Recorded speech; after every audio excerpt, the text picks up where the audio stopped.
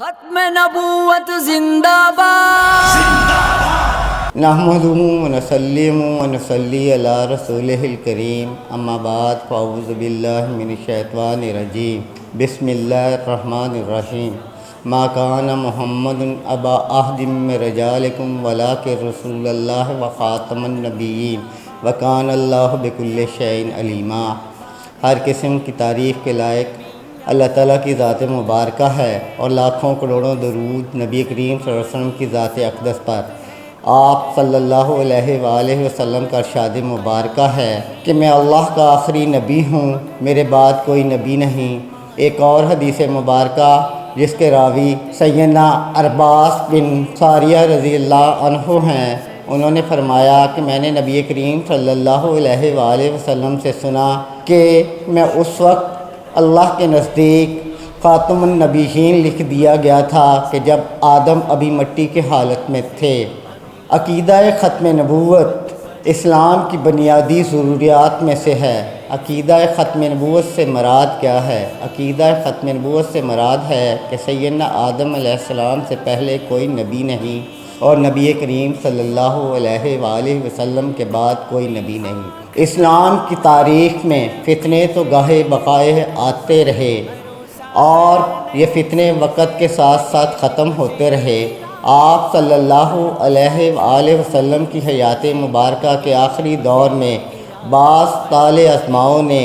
تاج و تخت ختم نبوت کی طرف غلیظ ہاتھ بڑھایا. اسود انسی کا دعوی نبوت سامنے آیا، طلحہ اسدی کا دعوی نبوت سامنے آیا، مسیلمہ کذاب نے دعوی نبوت کیا، سجاح نے دعوی نبوت کیا. آپ صلی اللہ علیہ وآلہ وسلم نے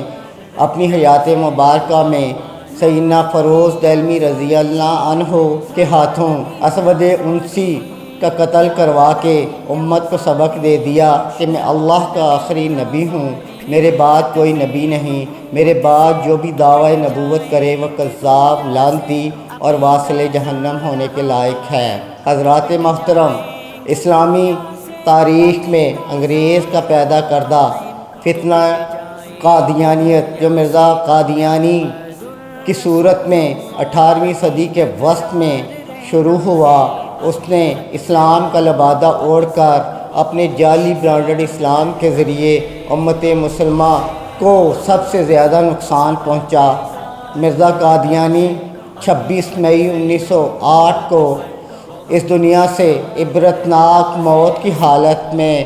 واصل جہنم ہو گیا، لیکن اس کے پیروکار،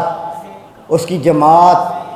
آج بھی امت مسلمہ کے سادہ لو مسلمانوں کے ایمانوں کو لوٹنے کے لیے سانپ کی طرح پھن پھیلائے کھڑی ہے اور ہر وقت تیار رہتی ہے. حضرات محترم، مرزا قادیانی نے دعوی نبوت انگریز کے کہنے پر کیا. مرزا قادیانی کے مشہور دعوے کیا ہیں؟ مرزا قادیانی نے مجدد ہونے کا دعویٰ کیا، امام مہدی ہونے کا دعویٰ کیا. مرزا قادیانی نے مثل مسیح موعود ہونے کا دعویٰ کیا، حتیٰ کہ 1901 میں اس نے مکمل نبی ہونے کا دعویٰ کر دیا. اس نے 22 مئی 1908 کو روزنامہ الفضل میں بیان دیتے ہوئے کہا کہ میں اپنے نبی ہونے سے کیسے انکار کر دوں، اللہ نے مجھے بار بار نبی کے نام سے پکارا ہے. حضرات محترم، دنیا میں گستاخ تو بڑے بڑے آئے، لیکن مرزا قادیانی جیسا گستاخ نہ چشم فلک نے دیکھا نہ روئے زمین پر آیا. مرزا قادیانی وہ گستاخ ہے جس نے اللہ تعالیٰ کی شان اقدس میں گستاخی کرتے ہوئے کہا کہ میں نے کشفی حالت میں خدا کو دیکھا، مجھے یقین ہو گیا کہ میں خود خدا ہوں، اور جب مجھے یقین ہو گیا تو میں نے ایک آسمان اور ایک زمین بنا ڈالی. مرزا قادیانی نے کہا کہ جس نے مجھ مرزا قادیانی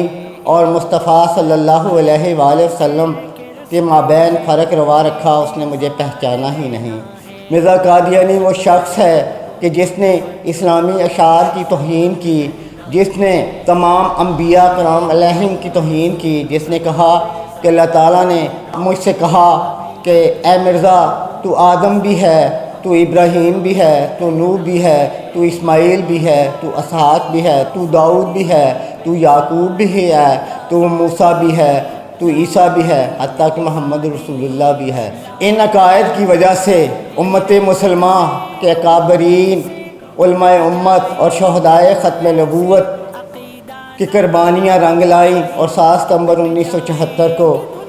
پاکستانی پارلیمنٹ نے قادیانیوں کو غیر مسلم اقلیت قرار دے کر امت مسلمہ کے اس ناسور کو ہمیشہ ہمیشہ کے لیے جڑ سے اکھاڑ پھینکا۔ حضرات محترم، آج 26 مئی کا دن ہے۔ آج اسلام کی فتح اور قادیانیت کا منہ کالا ہونے کا دن ہے، کیونکہ 26 مئی 1908 بروز منگل مرزا قادیانی، جس نے خود اللہ تعالیٰ سے اپنی موت کی دعا مانگی کہ مجھے حیضے کی صورت میں موت آئے، اور وہ Lahore Brandreth road MB electric market کہتی تھی کہ دوسری منزل پر 22 مئی 1908 کو لاہور آیا۔ یہاں پر اسے حیضہ ہو گیا، اور کیونکہ اس نے دعویٰ کیا تھا کہ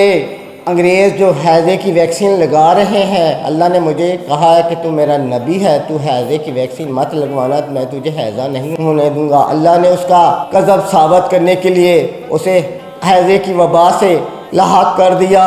اور اس کی موت گندگی کی حالت میں غلاظت کے ڈھیر میں اسی بلڈنگ کے دوسری منزل پر ہوئی، اور اس کی منہ سے اور کانوں سے غلاظت نکل رہی تھی۔ یہ گواہی کسی اور نے نہیں دی، اس کے بیٹے بشیر احمد MA نے اپنی کتاب سیرت المہدی جو اس نے اپنی باپ کے بارے میں لکھی، اس نے اس کی گواہی دی کہ جب میرا باپ مر رہا تھا تو اس کے منہ سے غلاظت اور گندگی نکل رہی تھی، اور اسی غلاظت اور گندگی کے ڈھیر پر وہ موت کا شکار ہوا اور عبرت کا نمونہ بن گیا۔ حضرات محترم، 26 مئی 1908 کو اس دنیا کو اللہ تعالیٰ نے ایک گستاخ جھوٹے داعی نبوت مرزا قادیانی مالون سے پاک کر دیا۔ آج کا دن پوری امت مسلمہ اور پوری پاکستانی قوم کے لیے یوم فتح اور یوم تشکر کا دن ہے، کیونکہ آج اسلام کی فتح ہوئی اور قادیانیت کا منہ کالا ہوا اور ختم نبوت کا علم بلند ہوا، اور آپ صلی اللہ علیہ وآلہ وسلم کی ختم نبوت جس کے بارے میں اللہ نے فرش والوں سے بھی گواہی دلوائی، عرش والوں سے بھی گواہی دلوائی، آپ صلی اللہ علیہ وآلہ وسلم کے گستاخ کو عبرتناک انجام سے دوچار ہونا پڑا، اور انشاءاللہ آپ صلی اللہ علیہ وآلہ وسلم کے بعد جو دعوی نبوت کرے گا، وہ چاہے اسود انسی ہو، مسیلمہ کذاب ہو، سجاح ہو، طلحہ اسدی ہو، محمد علی جاہ ہو، بہاءاللہ ہو، مہدی سوڈانی ہو، راشد بن خلیفہ ہو، محمد بن عیسیٰ ہو، ڈاکٹر گلزار ہو، ڈاکٹر یوسف ہو، انشاءاللہ صبح قیامت تک ان پر لعنتیں برستی رہیں گی انشاءاللہ، اور ختم نبوت کے نعرے لگتے رہیں گے۔ تاج و تخت ختم نبوت زندہ باد۔